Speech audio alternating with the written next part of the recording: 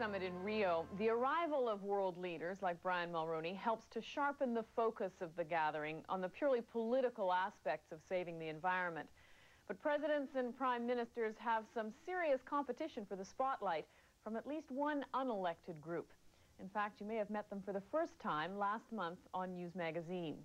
They're 4 Canadian school kids who were determined to raise enough money to take them to Rio, so that the voices of children could be heard by the world's leaders.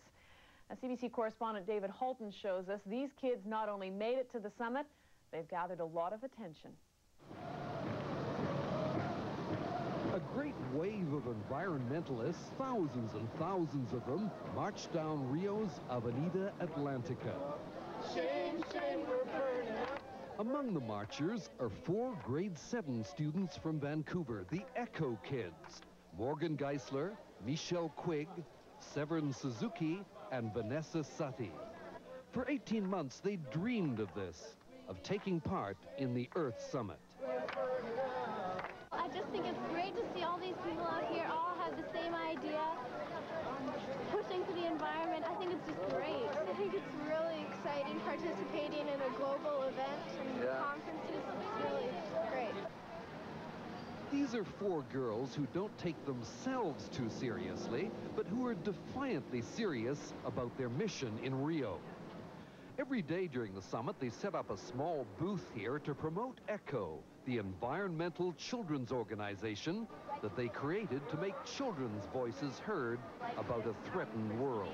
If you want, you can start a group with younger children and get them started on the environment. Can I take one? Yes.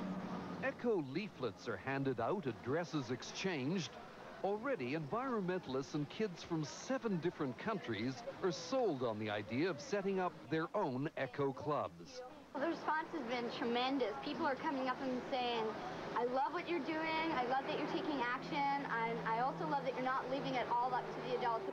For these 12 and 13-year-olds, adults, or at least adult politicians, are part of the problem, bickering and posturing about the environment, but not doing much about it.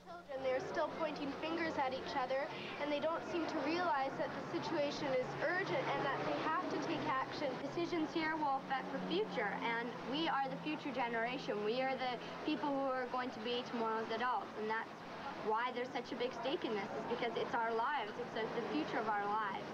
It's a message the kids bring to the Earth Parliament, an environmental forum here, where they find themselves rubbing shoulders with members of vanishing tribes from the Amazon.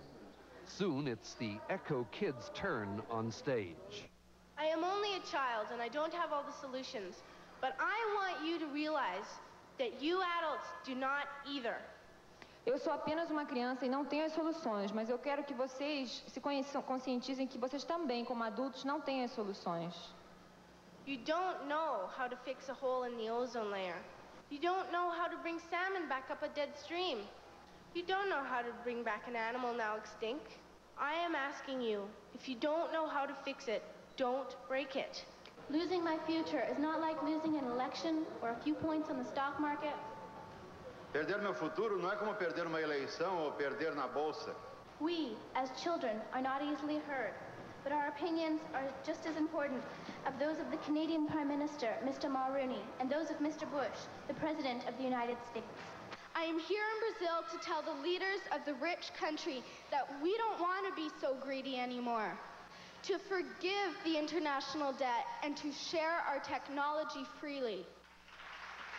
The girls get a good round of applause, then a hushed audience as Canadian singer and environmentalist Raffi leads them in their theme song for the Earth Summit. 1, 2, 3, 4. Shame, shame, we're burning up. Earth is dying, we need action. Shame, shame, we're burning up. After the performance, a reminder that these kids are still, well, kids.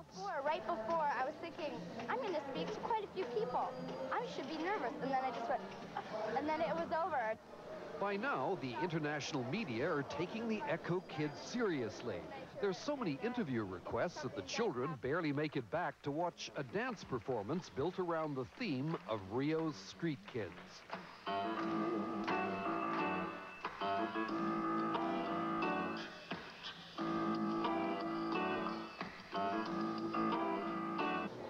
next day, the real thing, a meeting with homeless kids at one of their Rio hangouts. A social worker explains that these kids are tense, spaced out. Someone had just threatened to kill them. Can't the police give them protection? No, they can't, says Fabio, a 15-year-old who doesn't even bother to explain that in Rio, it's sometimes policemen who murder street kids. 12-year-old Patricia chimes in that she dreams of being rich enough to provide food and comfort for all her friends on the street.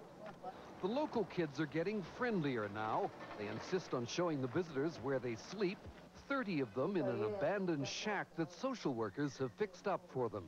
Do a lot of people come up to the children and say rude things and things? Oh, more than that. They for example, we know a lot of kids that they were sleeping, and adults would bring gasoline and place gasoline on them and then place fire. So and they were burned. There is a lot of cases like that.